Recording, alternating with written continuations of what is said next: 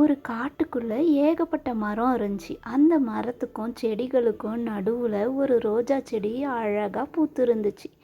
அதனால் பக்கத்தில் இருக்கிற எல்லா மரம் செடிகளும் அந்த ரோஜா செடியை பார்த்து நீ ரொம்ப அழகாக இருக்க அப்படின்னு சொல்லுவாங்க. அதனால் அந்த ரோஜாவுக்கு ரொம்ப திமிர் ஏறி போயிடுச்சு.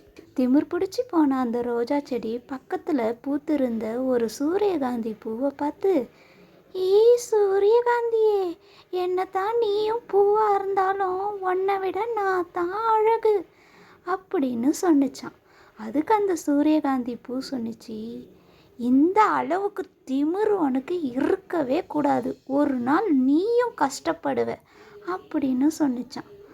அதுக்கப்புறம் அந்த ரோஜா செடி, இந்த முள்ளு செடி என் பக்கத்தில் இருக்கிறதே எனக்கு பெரிய அவமானம், அது உடம்பெல்லாம் பாரு அசிங்கமாக முள்ளாக இருக்குது, ஏன் தான் இது ஏன் பக்கத்தில் வந்து முளைஞ்சிருக்குதுன்னே தெரியல அப்படின்னு திமிராக பேசிட்டு இருந்துச்சு ரோஜா செடி. இதை கேட்ட பக்கத்தில் இருந்த ஒரு மரம், ஏய் ரோஜா செடியே, ஒன்று மாரி தான் நாங்களும் இந்த காட்டில் வாழ்ந்துட்டு இருக்கோம், உன் உடம்புல கூட தான் முள் நிறையா இருக்குது, நீ எப்படி அந்த கல் செடியை பார்த்து இப்படி பழிப்ப, ஒரு நாள் உனக்கும் கேடு வரும், அன்னைக்கு எங்களுடைய அருமை உனக்கு தெரியும் அப்படின்னு அந்த பனைமரம் பார்த்திங்கன்னா பேசுச்சு.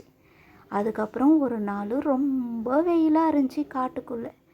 வெயிலால் எல்லா செடிகளும் கொஞ்சம் துவண்டு போச்சு. அந்த இடத்துல ஒரு பறவை வந்து அந்த கள்ளிச்செடி மேலே உக்காந்து குத்தி அந்த கள்ளிச்செடி உடம்புல இருந்து தண்ணியை குடிச்சிச்சு. இதை பார்த்த ரோஜா செடி, ஏய் சூரியகாந்தி பூவே, அந்த பறவை ஏன் கள்ளிச்செடி மேலே தன்னுடைய அழகால குத்தி தண்ணி குடிக்குது, கள்ளிச்செடி உடம்புல தண்ணி இருக்குமா அப்படின்னு சூரியகாந்தி பூக்கிட்ட ரோஜா செடி கேட்டுச்சு.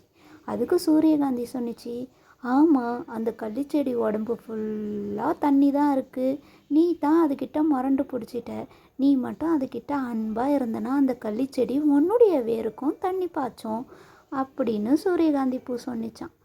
இதை கேட்ட ரோஜா செடி, ஏ கள்ளிச்செடியே, என்னை மன்னிச்சிடு, நான் அழகுன்னு ரொம்ப பெருமைப்பட்டுட்டேன், ஆனால் உண்மையிலே நீ மற்றவங்களுக்கு தண்ணி கொடுக்குற பார்த்தியா, நீ தான் ரொம்ப பெரிய ஆள், எனக்கும் கொஞ்சம் தண்ணி கொடு, இல்லைனா நான் செத்து போயிடுவேன் அப்படின்னு ரோஜா செடி கள்ளிச்செடிக்கிட்ட மன்னிப்பு கேட்டுச்சு.